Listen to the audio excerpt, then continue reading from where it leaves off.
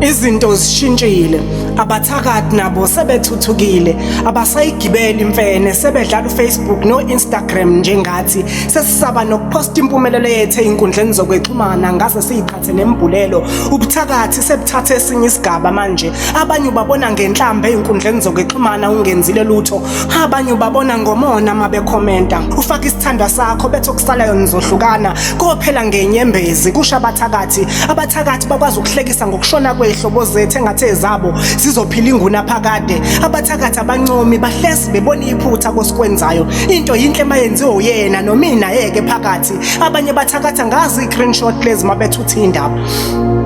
Izinto zishintshile, abathakathi abasayigaya imithi, abasandisi nangemishayelo, sebekubamba ngenhliziyo nje kuphele ngawe. Sisajele ngikhuluma nje siboshwe ngey'nhliziyo, icala lethu ukuthi siyazama. Abathakathi bakwazi ukuzonda umuntu ekufanele ngabe bafunda kuyena, esikhundleni sokucela usizo bona baphuma nenzondo. Abathakathi ey'nkundleni zokwexhumana bawashare amathuba omsebenzi, bashare amahlaya, usaluhleka, abanankinga nokukuthengela, inkinga masune iy'nto zakho. Abathakathi abasidingi isizathu sokukuzonda, badale bethi abakuphiwe, bathi uma bekubona ukuthi xifi.